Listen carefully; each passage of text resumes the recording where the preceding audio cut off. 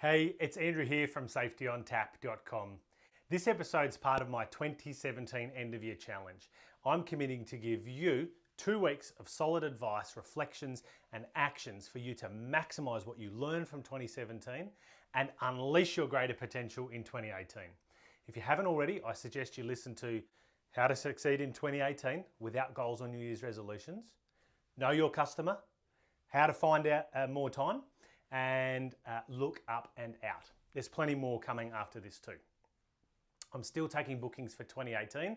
I'd love to come out to your team meeting, strategy session, retreat, internal conference or workshop to help you and your teams become more effective in 2018. I had a lovely note that I got from Sarah yesterday about the internal safety conference that she runs in her business. She got me to come in and facilitate some group sessions on safety conversations and to be part of a super cool panel discussion. I'd love to help you and your team with an experience like that designed just for you. Send me an email to andrew@safetyontap.com and we can get the ball rolling.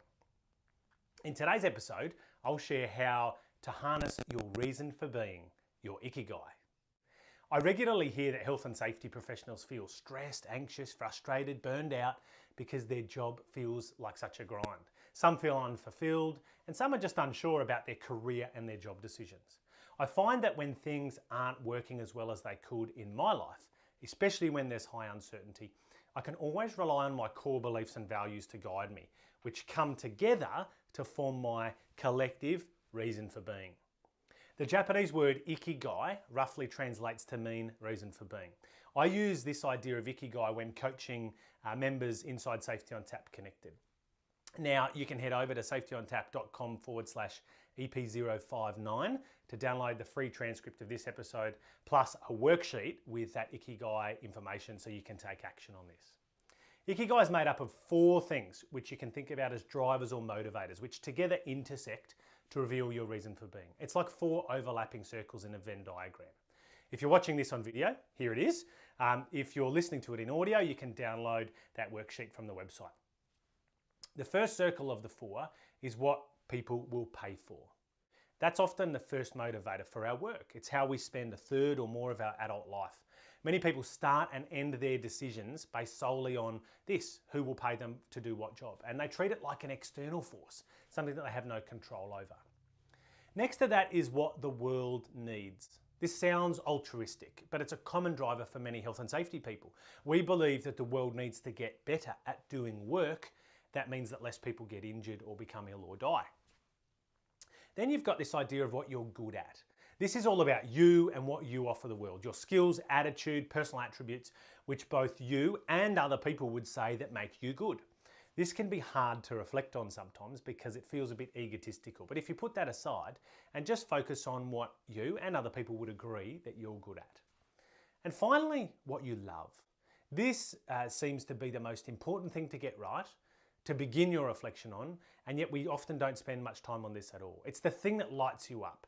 It helps you get into flow, into your groove. It helps you come fully alive. That's the stuff you love. If you aren't reflective and intentional about your life, I wonder how you'll ever find your Ikigai, your reason for being. There are so many people who find meaning and joy in their home life, and their work just becomes a way of paying the bills. Now, that's not the kind of life that I want to live, especially when we spend over a third of it in our waking hours at work.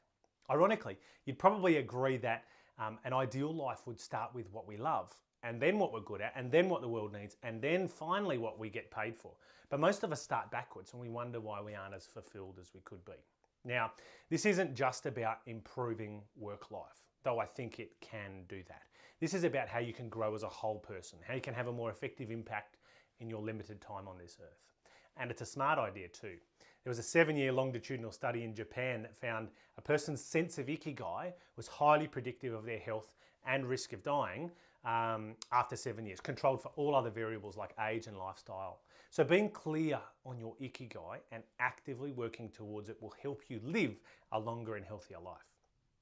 Let me give you a quick example of how Ikigai has guided me. Working in health and safety sounded like a good idea at the beginning of my career because it would mean good pay. Seriously, that's the advice that I got as I left school.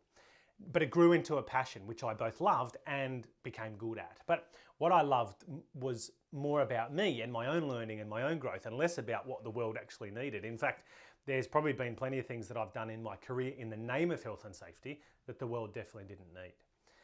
And that comes back to my learning journey and feeds back into what I got better at. My Ikigai guided me to leave a very well-paying, highly autonomous, very enjoyable six-figure job to start my own business, because I saw that the world needed more health and safety stuff that actually delivered health and safety results rather than bureaucracy and fear and control. I've always loved helping other people grow, and I'm good at that, the world definitely needs it, but it specifically wasn't connected to my job per se. I didn't get paid for that. And so when I had the luxury of coaching in a job, that was great, but when I started my own business, I didn't. So the Safety on Tap podcast became a way for me to help more people, even though it hasn't made money and it still doesn't. But after listening carefully to you, Safety on Tap Connected was born, which was a more effective option for professional development, better bang for your buck, more learning and more growth than traditional stuff.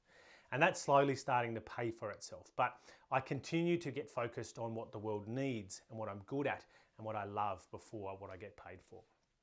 Not to mention that the world is in drastic need of more health and safety professionals who are more effective. So getting paid for me is definitely last, although it does help feed my 6 kids and pay the mortgage. You know, all those practical things in life. So that's a little insight into how my Ikigai has led me into your life. So it's time for reflection and action.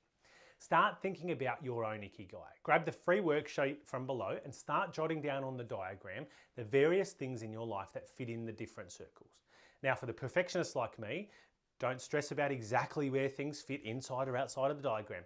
A good start is simply to just work out roughly how you spend your time and what's the best fit category of those 4 that I described for those things.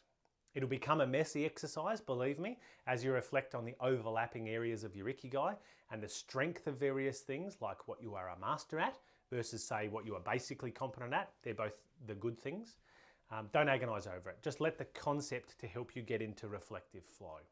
And if you do it well, it'll be something that you regularly come back to as a guide for your decisions and your mindset, your work, and how you spend your time. And if you're a manager of people, I suggest that if you get yours started, then you can start Ikigai sort of flavored discussions with the people that you support. I've shared my personal Ikigai inside Safety on Tap Connected, which is part of an extended video course on this particular topic of Ikigai. So if you're interested in that, plus getting personal coaching from me and learning from an engaged community of peers, check out safetyontap.com/connected.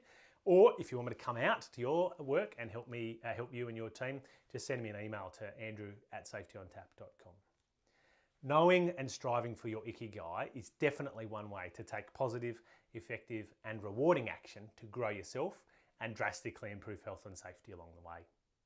See ya.